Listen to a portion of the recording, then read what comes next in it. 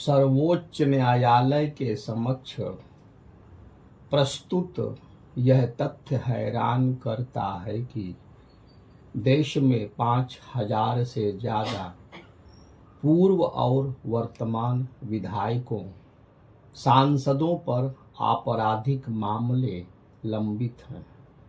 इससे यही पता चलता है कि अपने देश में आपराधिक अतीत वाले जनप्रतिनिधियों की कितनी बड़ी संख्या है।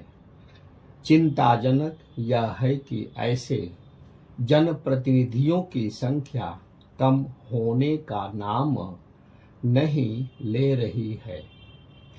हर स्तर के चुनावों में बड़ी संख्या में ऐसे प्रत्याशी उतर रहे हैं जिन पर गंभीर आरोप हैं। ताजा उदाहरण कर्नाटक का है। यहाँ हो रहे विधानसभा चुनावों में 16% प्रत्याशी ऐसे हैं जिन पर गंभीर आपराधिक मामले हैं। चूंकि इनमें सभी दलों के प्रत्याशी हैं, इसलिए इस नतीजे पर पहुंचने के अलावा और कोई उपाय नहीं कि कोई भी दल आपराधिक मामलों का सामना कर रहे लोगों को चुनाव मैदान में उतारने से बाज नहीं आ रहा है। इसका एक बड़ा कारण वह व्यवस्था भी है जिसके तहत जेल में बंद लोग भी चुनाव लड़ने में सक्षम हैं।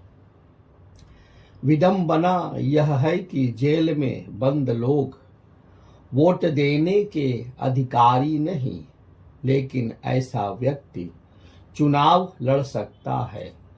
इस व्यवस्था का आधार यह तर्क है कि जब तक कोई दोषी सिद्ध ना हो जाए, तब तक उसे निर्दोष ही माना जाना चाहिए।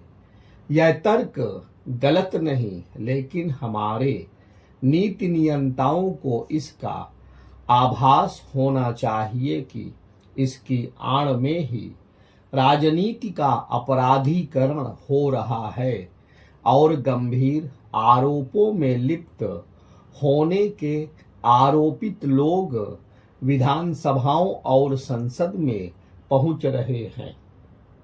हाल में प्रयागराज में मारा गया गैंगस्टर अतीक अहमद एक समय विधायक और सांसद था। वह आपराधिक गतिविधियों में लिप्त होने के बाद भी चुनाव लड़ने में इसलिए सक्षम रहा क्योंकि राजनीतिक दलों ने बिना किसी शर्म संकोच उसे संरक्षण दिया। इससे संतुष्ट नहीं हुआ जा सकता कि सुप्रीम कोर्ट में इसे लेकर सुनवाई हो रही है कि सांसदों विधायकों के विरुद्ध लंबित आपराधिक मामलों की शीघ्र सुनवाई कैसे हो, क्योंकि सच यह है कि ऐसे मामलों की सुनवाई के लिए विशेष अदालतों का गठन किए जाने के बाद भी उनका काम संतोषजनक नहीं। वे संसाधनों की कमी के साथ अन्य समस्याओं का सामना कर रही हैं। इसके चलते दागी जनप्रतिनिधियों के मामलों की सुनवाई अपेक्षित गति से नहीं हो पा रही है।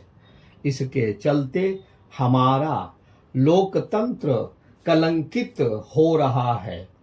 सुप्रीम कोर्ट को केवल यही नहीं देखना चाहिए कि आपराधिक मामलों का सामना कर रहे जनप्रतिनिधियों के मुकदमों की सुनवाई तेजी से हो, बल्कि उसे इस पर भी ध्यान देना चाहिए कि दागी नेताओं को चुनाव लड़ने से कैसे रोका जाए।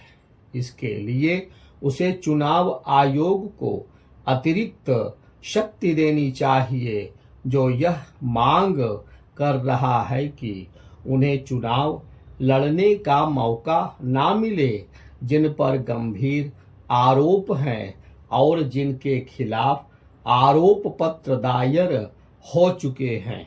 आखिर इस मांग में गलत क्या है?